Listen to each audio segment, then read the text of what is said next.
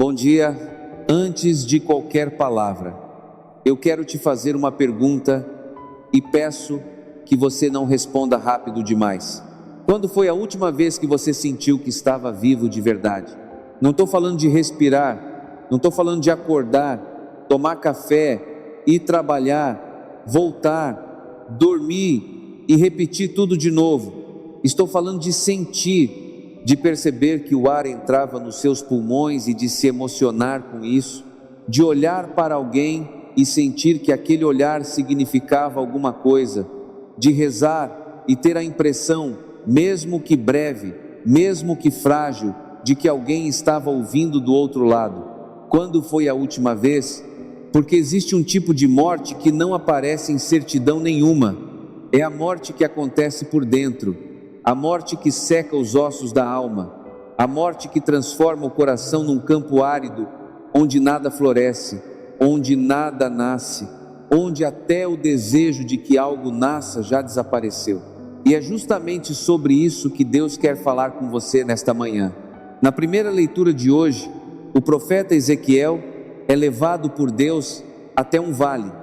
Não é um vale qualquer, é um vale cheio de ossos, ossos espalhados, ressequidos, sem nenhuma carne, sem nenhum sinal de vida.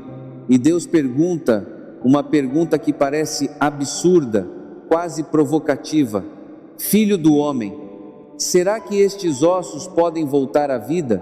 Ezequiel não responde com certeza, não diz sim, não diz não, ele diz: Senhor Deus, só Tu o sabes. É uma resposta honesta, é a resposta de quem já viu coisas demais para ter otimismo barato, mas que ainda não perdeu a fé a ponto de negar que Deus possa surpreender. Talvez essa seja a oração mais sincera que você pode fazer hoje: Senhor, eu não sei se é possível, mas Tu sabes. Tu sabes se esse casamento ainda pode viver de novo. Tu sabes se essa amizade que morreu pode ressuscitar. Tu sabes se essa fé que eu perdi pode ser reencontrada. Tu sabes se esse coração que eu não sinto mais bater pode voltar a pulsar. Eu não sei, mas Tu sabes. Hoje a igreja celebra a memória de São Pio X.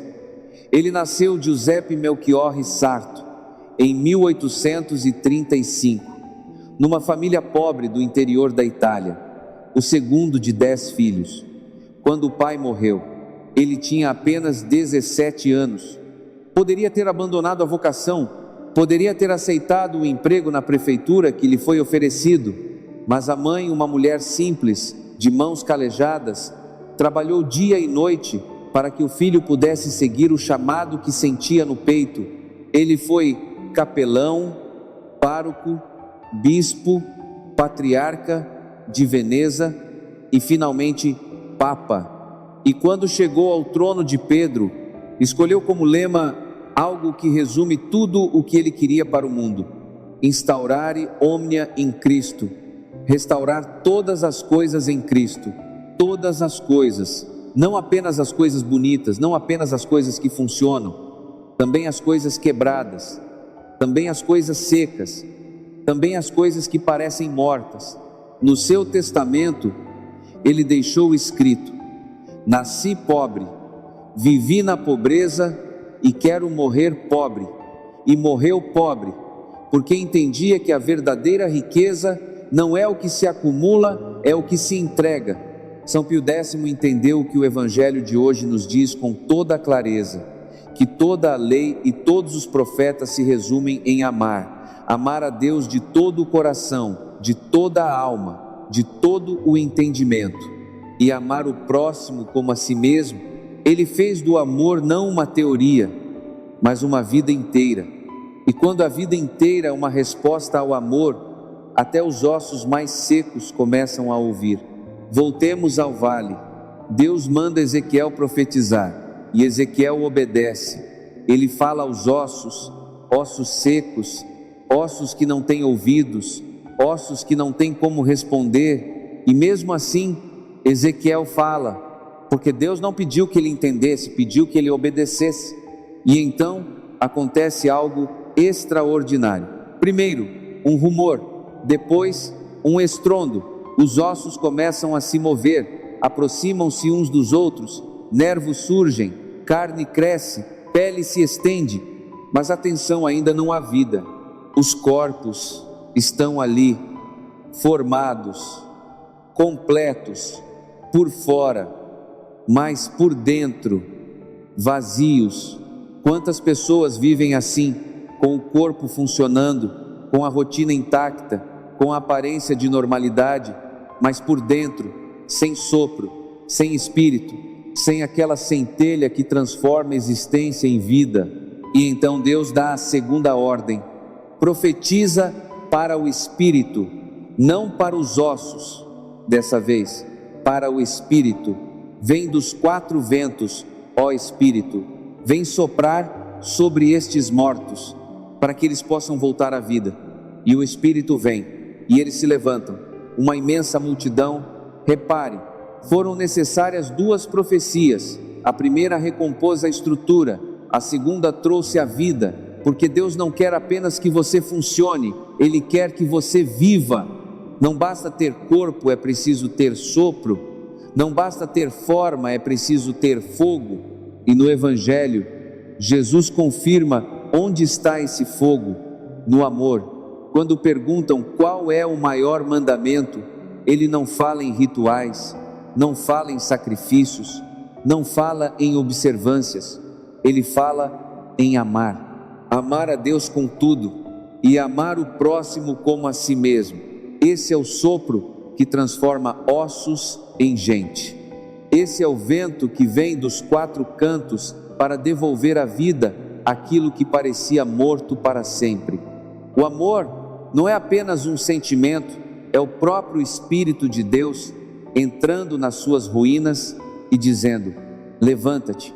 Eu sei que talvez você esteja ouvindo esta oração de uma cama de hospital, ou de um quarto onde a dor é a primeira coisa que te recebe quando abre os olhos, ou de uma sala de espera com o coração apertado, segurando um exame nas mãos e tentando não pensar no pior. A doença tem esse poder terrível de secar os ossos da alma. Não é só o corpo que adoece, a esperança. A cada dia que passa sem melhora, a cada tratamento que não funciona como deveria, a cada noite mal dormida, algo vai morrendo por dentro. Primeiro a paciência, depois a alegria, depois a fé, até que sobra apenas cansaço. Um cansaço tão profundo que nem chorar alivia. Mas escute o que Deus diz a Ezequiel: estes ossos são toda a casa de Israel. É isto que eles dizem: nossos ossos estão secos, nossa esperança acabou, estamos perdidos. Deus não ignora esse discurso. Deus não finge que você não disse isso. Ele ouve, e depois de ouvir, Ele age. Vou abrir as vossas sepulturas.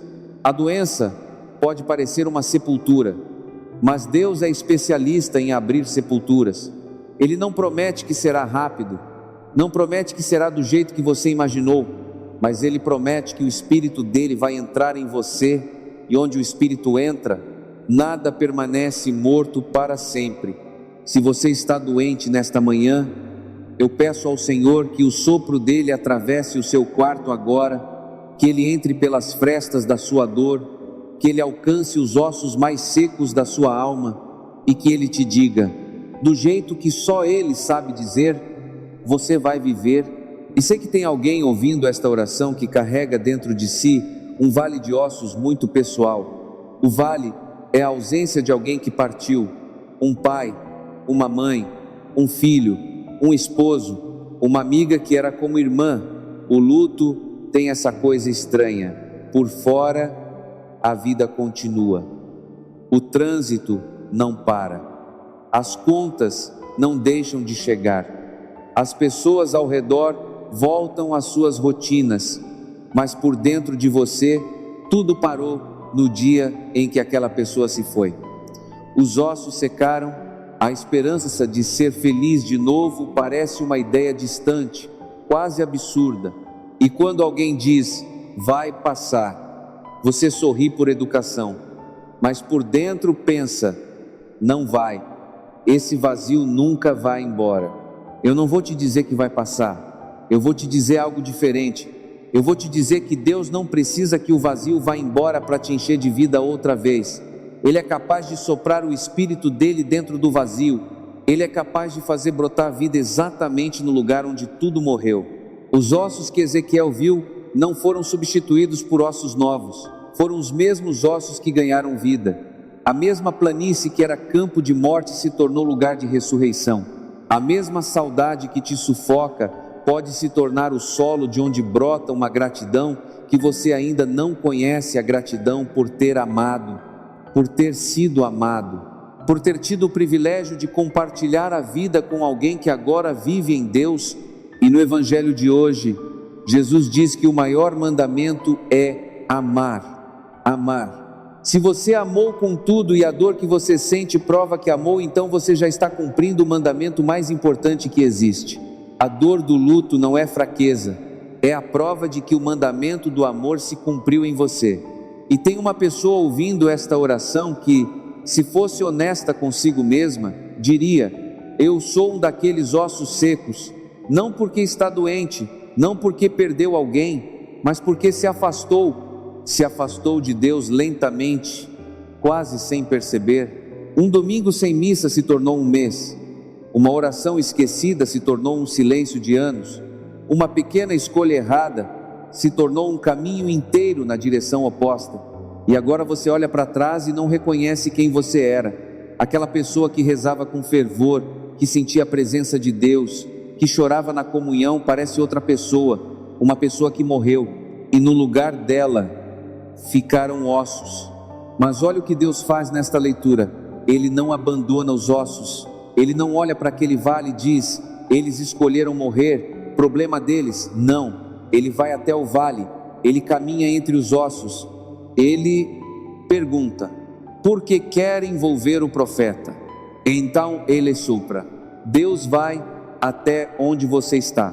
Mesmo que onde você está seja um vale de ossos, mesmo que onde você está seja o fundo de um poço de vergonha, mesmo que onde você está seja tão longe dele que você acha que nunca mais vai conseguir voltar, ele não espera você voltar. Ele vem, e quando ele chega, ele não cobra explicações, ele sopra, porque o que ele quer não é seu arrependimento como penitência, é seu arrependimento como porta por onde o Espírito entra, porta por onde a vida recomeça.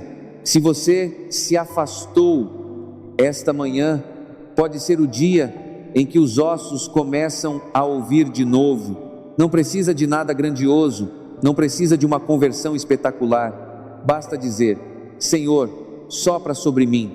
Eu estou seco, mas eu ainda ouço a tua voz. Vamos rezar?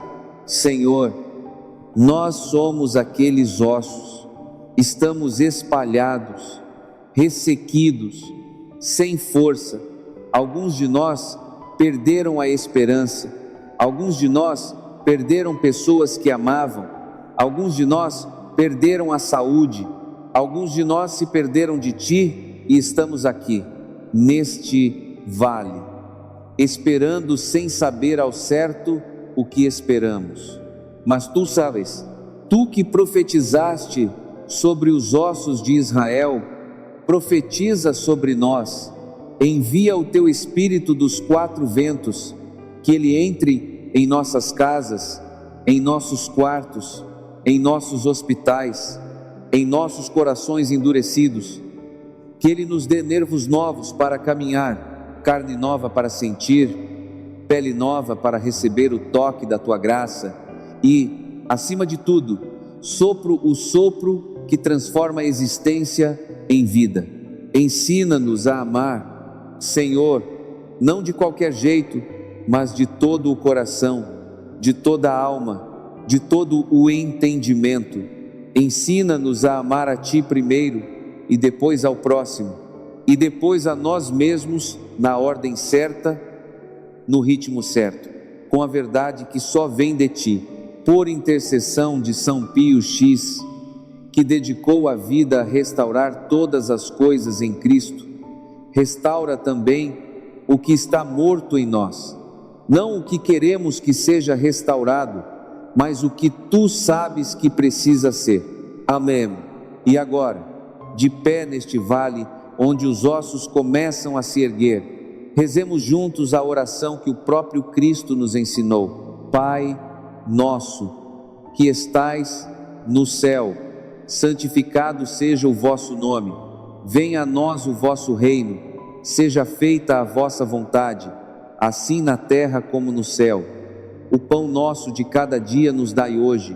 Perdoai-nos as nossas ofensas, assim como nós perdoamos a quem nos tem ofendido. E não nos deixeis cair em tentação, mas livrai-nos do mal. Amém. Ave Maria, cheia de graça, o Senhor é convosco. Bendita sois vós entre as mulheres, e bendito é o fruto do vosso ventre, Jesus. Santa Maria, Mãe de Deus, rogai por nós, pecadores, agora e na hora da nossa morte. Amém. Glória ao Pai, ao Filho e ao Espírito Santo, como era no princípio, agora e sempre. Amém. Que o Senhor te abençoe e te guarde, que Ele faça brilhar sobre ti a sua face e te dê a sua paz, e que neste dia, onde quer que você esteja, qualquer que seja o vale que você esteja atravessando, o Espírito de Deus sopre sobre a tua vida e te diga: levanta-te, eu ainda não terminei contigo. Em nome do Pai, do Filho e do Espírito Santo. Amém. Tenha uma boa sexta-feira e não se esqueça, ossos secos também ouvem a voz de Deus, e quem ouve a voz de Deus vive.